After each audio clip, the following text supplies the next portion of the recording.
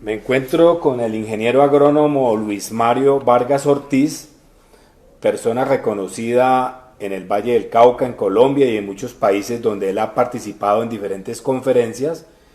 Y hay una inquietud en Roldanillo que nos despertó interés, especialmente de Josías Parra, que queremos conocer cómo fue el movimiento No a la Caña, que usted fue una de las personas que lideró ese movimiento y usted fue el que le dio ese nombre. Y como dato histórico para toda la juventud de la región que no conoce esta época, cuando crearon el distrito de riego, que se sabía pues que era para que tuvieran las familias parcelas, y queremos conocer por qué se invadió luego por la caña de azúcar. Ingeniero Luis Mario Vargas, muy buenas tardes, queremos conocer sus opiniones. Gracias Luciano por darme esta oportunidad de refrescarle a los roldanillenses la historia alrededor de una movilización que lideré en el año de 1978, oponiéndome a la entrada del monocultivo de la caña al distrito. Esa motivación fue consecuencia de que fui testigo de las consecuencias para la pequeña propiedad en el centro y en el sur del valle, que la presencia de la caña motivó el desaparecimiento prácticamente de esta actividad de los pequeños agricultores. Entonces no podía admitir de ninguna manera que un distrito de riego que fue construido, proyectado para los pequeños campesinos, quedara en manos de un monocultivo.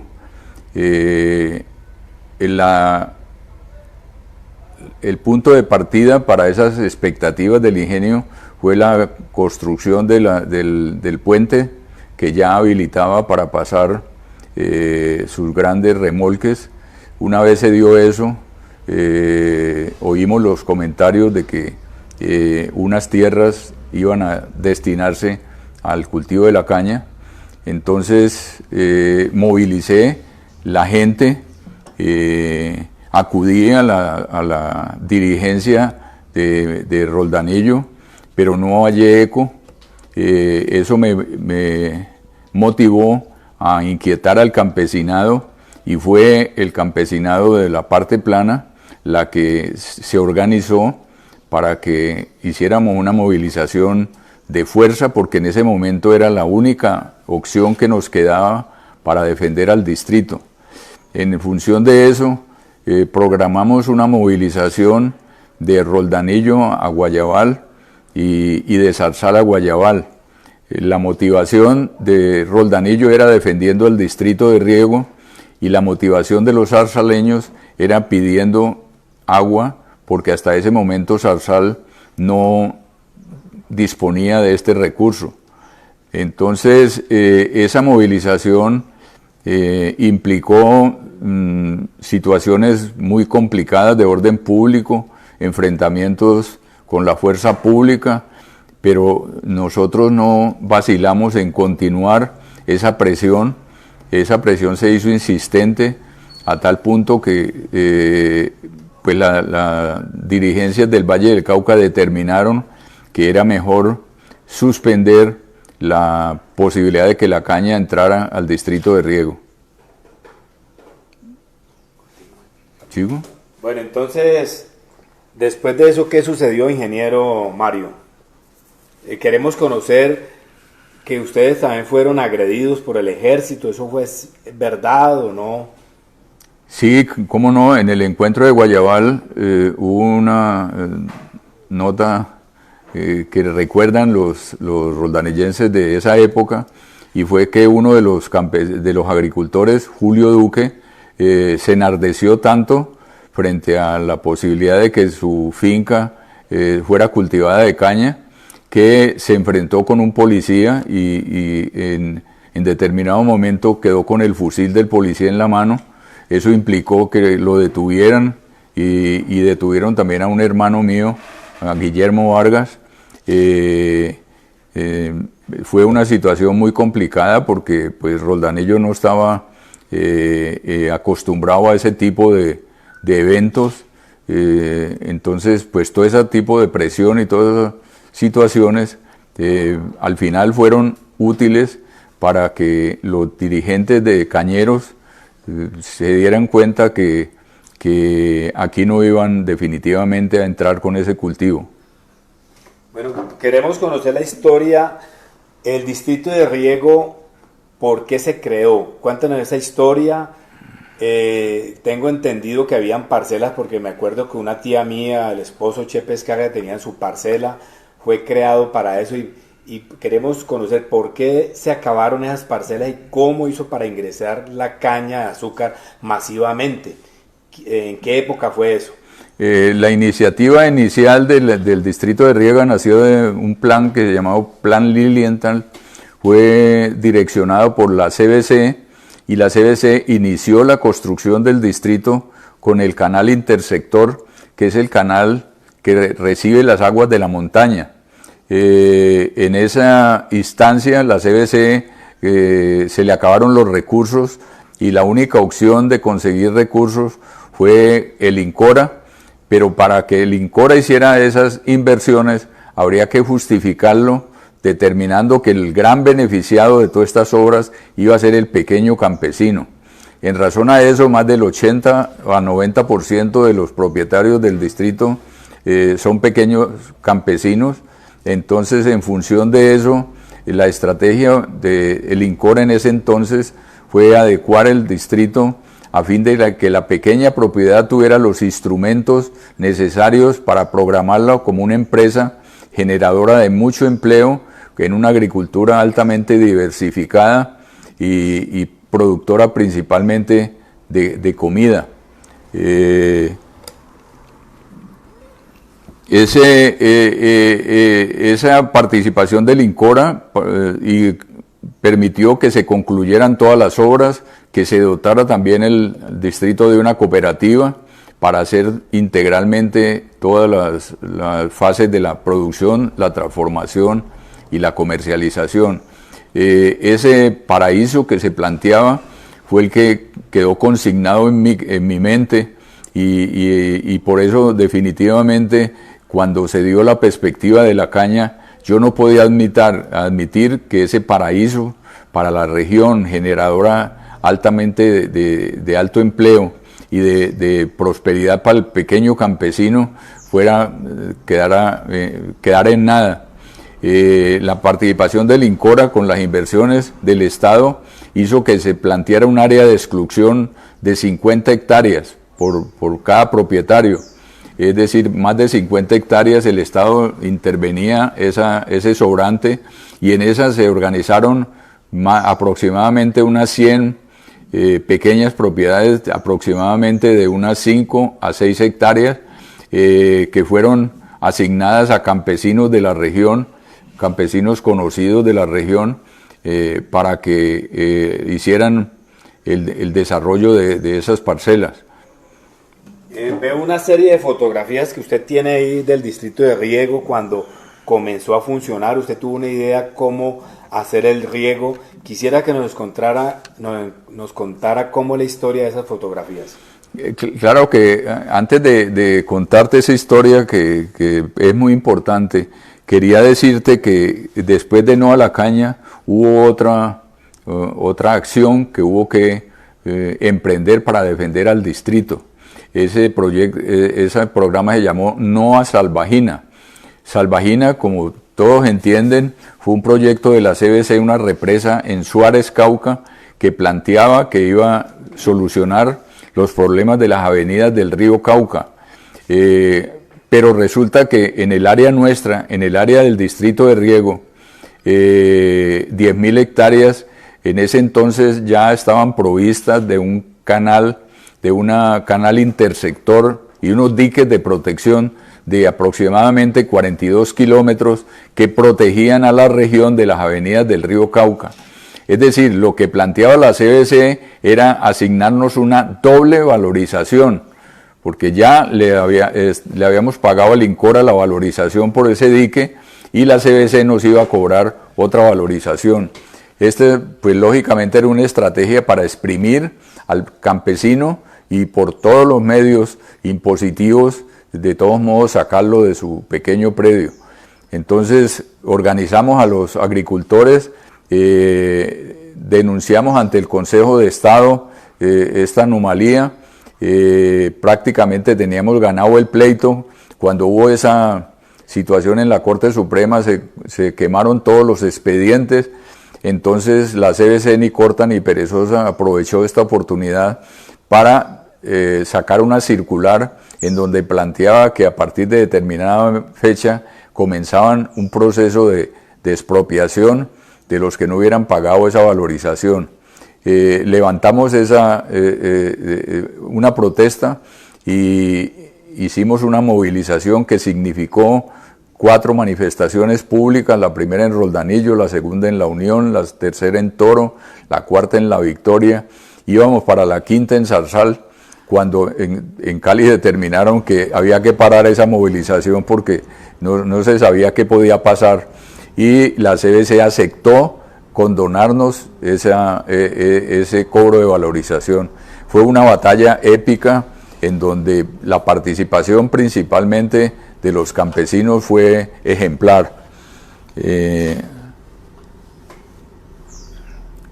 En cuanto a tu pregunta, no solo acudí a vías de hecho para defender el distrito, que lo tengo en mi corazón porque toda mi vida he estado alrededor del desarrollo del distrito, mi vida profesional ha estado alrededor del distrito, y porque sé las bondades de esas obras para los campesinos. Entonces, paralelo con eso, inicié una propuesta técnica para aprovechar las bondades del distrito. El distrito fue construido para regar por gravedad, es decir, un campesino con una carpa y unos 4 o 5 sifones no necesitaban motores de ninguna índole, y organicé con la maquinaria de mi finca, habilité 40 hectáreas en 2 años, en suelos totalmente nivelados, en donde el campesino con un sifón organizaba el riego. Es infortunado admitir que en este momento los grandes recursos de los agricultores en el distrito se han destinado a esa compra y mantenimiento de equipos de riego. Es decir, ha sido una lamentable decisión que en este momento, a la hora que volvamos a recuperar el distrito, no se debe volver a repetir.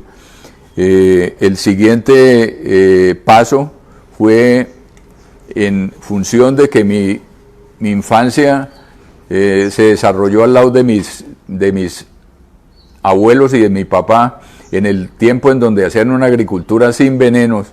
A pesar de la formación que la universidad me dio, yo determiné que si ellos lo habían hecho, ¿por qué no lo podíamos hacer nosotros? Y planteé la necesidad de hacer una agricultura que eliminara los venenos.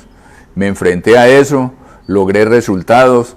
Es posible que los rendimientos se rebajaron, pero algo paralelo con eso fue que los costos de producción también se fueron a pique, y en determinado momento de pronto la ganancia fue mayor con esta estrategia. Recuerdo que en ese entonces el doctor Parra, que era Luis Adiel Parra, rector del INTED, me contrató para dictar una charla que en ese momento era un tema subversivo, hablar de una agricultura sin veneno, porque el INTED estaba enseñando ese tipo de modelo, y Mario Vargas iba a dictar una charla en donde estaba comprobando que era posible hacer esa agricultura sin veneno. Eso ha permitido que cada día me tengan que dar la razón, porque el consumidor en el mundo en este momento está rechazando los productos contaminados con venenos por los nefastos efectos que esos productos tienen en la salud humana. Entonces, no obstante que estas multinacionales tienen el control de los gobiernos en el mundo, el consumidor al final se va a seguir imponiendo, porque si él no compra los bienes, pues tenemos que ajustarnos a las peticiones que el consumidor haga. La otra foto de Mario, esa grande.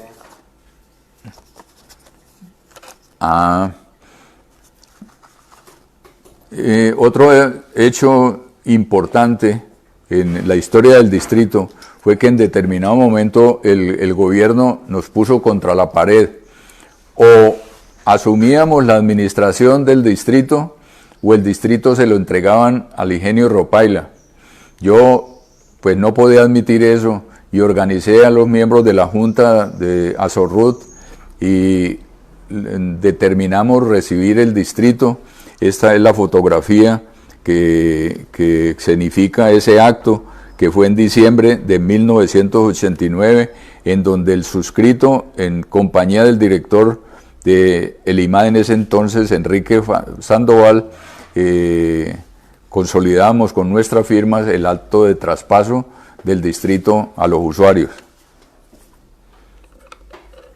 Las otras son fotos de las manifestaciones que realizamos aquí en Roldanillo con el Nova Salvajina. Aquí hay un desfile de maquinaria, aquí está el desfile de la gente, Nova Salvajina, el suscrito en la plaza principal dando el respectivo discurso que se repitió en las 4 sedes, las 4 sedes de los municipios de Roldanillo, La Unión, Toro y La Victoria.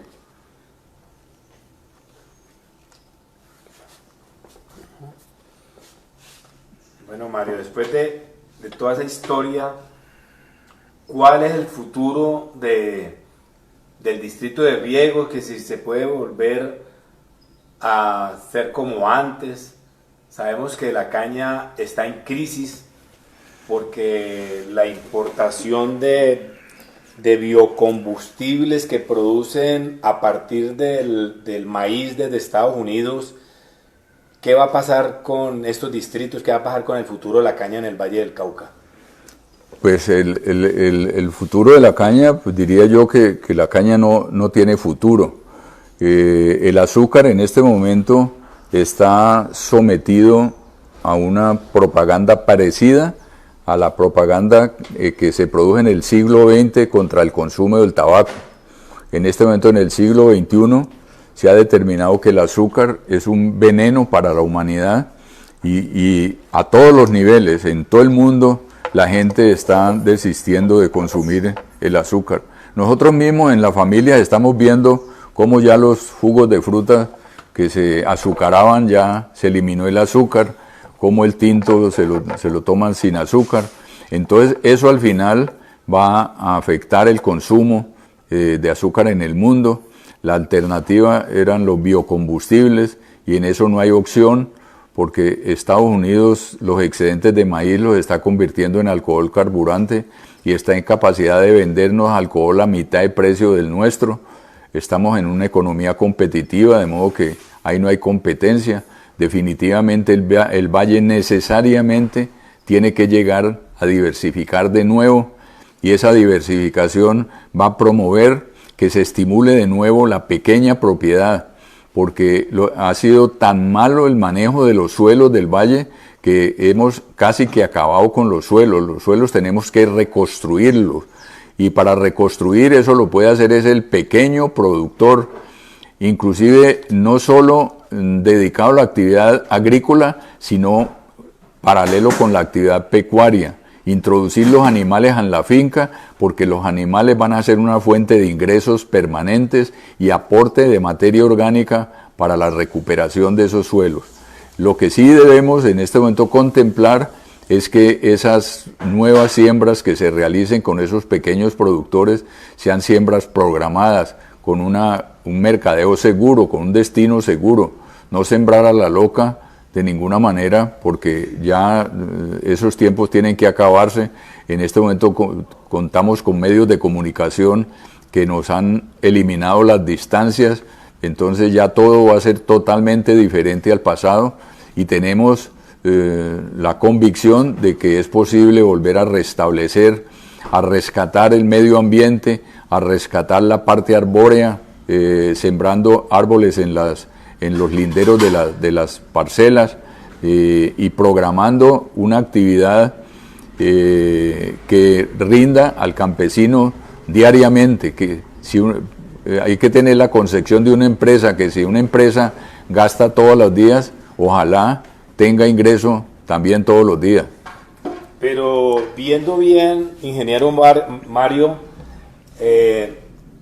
la siembra de caña y la masificación tiene su razón.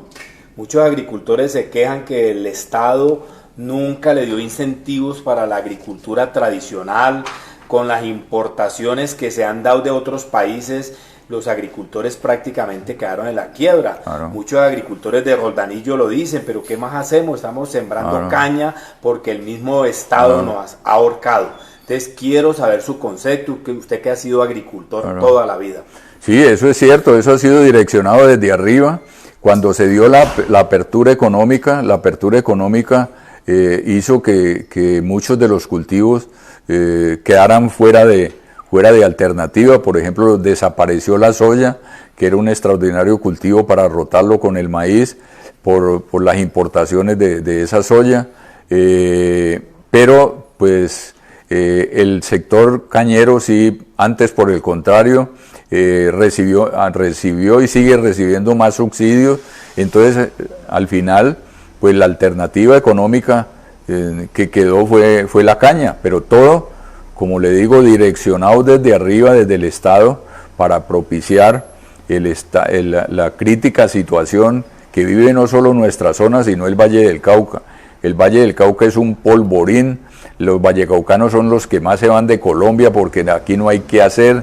En este momento estos estallidos sociales, Cali es una bomba de tiempo, Agua Blanca es más grande que Cali y es puro éxodo de campesinos.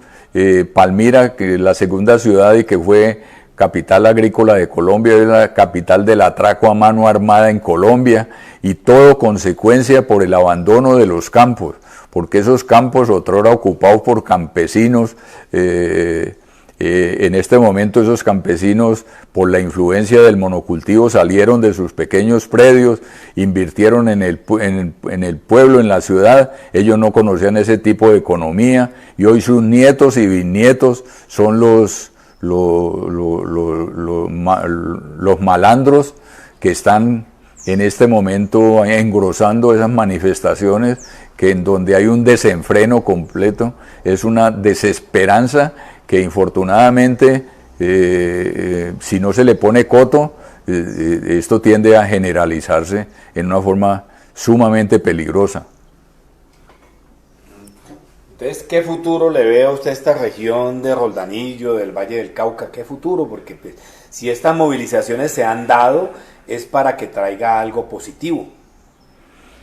Pues el futuro en este momento sería entrar a intervenir y a darle protección y a darle al área que en este momento quedó libre de la caña, con esos productores construir un nuevo modelo que lógicamente sea rentable para poder que sea atractivo para el campesino. Pienso que si hay una voluntad política en ese sentido, podemos recuperar buena parte de lo que hemos perdido. Entonces, ¿qué recomendaciones finales nos daría ingeniero Mario Vargas? ¿Cómo podría el sector productivo y la educación superior ajalonar esta parte? Porque es que los docentes, las universidades, el sector productivo se pueden unir con el Estado, la alcaldía municipal y jalonar. Roldanillo es un lugar privilegiado, tenemos un museo, tenemos una institución de educación superior como el INTEC, la Universidad Antonio Nariño, la Universidad del Valle cerca, pero entonces debemos entre todos jalonar para haber un cambio, no tenemos que nosotros esperar a lo que pase a nivel nacional. Sí, lo más importante en este momento es que tenemos una infraestructura muy valiosa. El distrito de riego son 10.000 hectáreas, de esas 10.000 hectáreas, 5.000 hectáreas pertenecen al municipio de Roldanillo. Valdría toda la plata del mundo volver a reconstruir una infraestructura de esas. Entonces se trataría de hacer un tránsito hacia un nuevo modelo en donde la educación juegue un papel preponderante, pero implementando una tecnología apropiada, una tecnología que respete el medio ambiente, que no envenene el medio, que no envenene los productos. Entonces se hace indispensable que estos profesionales técnicos, tecnólogos que en este momento están impartiendo instrucciones a estos estudiantes se atemperen al manejo de un nuevo modelo, que digan no a la muerte, no al envenenamiento, sí a la vida, sí a la naturaleza. Entonces, sobre la marcha, capacitar a estas personas en un tipo de agricultura que no tenga que recurrir a todos estos contaminantes.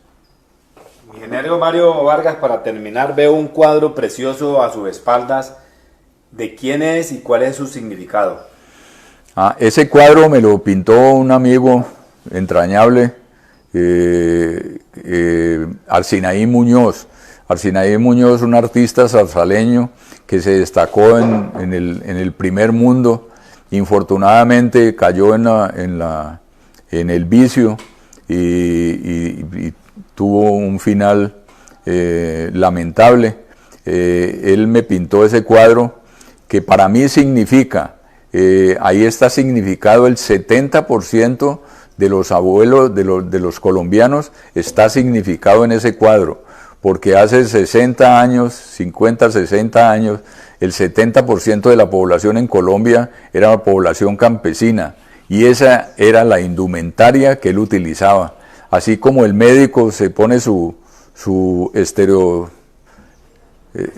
estetoscopio, el campesino, esa era la indumentaria que el campesino de nuestro utilizaba, y ese campesino fue que construyó a Colombia, desbrozando montes, luchando. Esa fue la base de la economía nuestra. Ya para terminar, ingeniero, ¿qué recomendación le daría a usted a esta juventud? Ya se dio cuenta que antes de ayer hubo una movilización en todo el país, Roldanillo no fue ajeno. ¿Cómo aprovechar esa gran masa de jóvenes, redireccionarlos para que ellos propongan cambios en nuestra sociedad? Yo creo que lo más importante es que la juventud entienda que si desarrolláramos un modelo apropiado en la agricultura va a ser una actividad muy rentable y que los va a traer a ellos y que les va a exigir estudiar mucho, porque hoy pues tenemos el recurso del internet que nos pone en contacto con las tecnologías que se están manejando en todo el mundo, y pienso que con esos recursos el joven se va a dar cuenta que ahí se le abren unas grandes posibilidades. En eso, pues lógicamente tiene mucho que ver la clase dirigente para orientar a esta juventud en una forma adecuada. Ingeniero, muchas gracias por sus palabras. Una recomendación final. Gracias a usted. Yo pienso que pues en este testimonio pienso que dejamos un legado de una historia de más de 50 años de luchas por una región que se merece un futuro promisorio y tener la oportunidad de que haya gente preocupada por perpetuar esto. Por eso tengo que reconocer que esto es un logro que me ha permitido el amigo García. Luciano. Es con mucho gusto, Mario. Muchas gracias.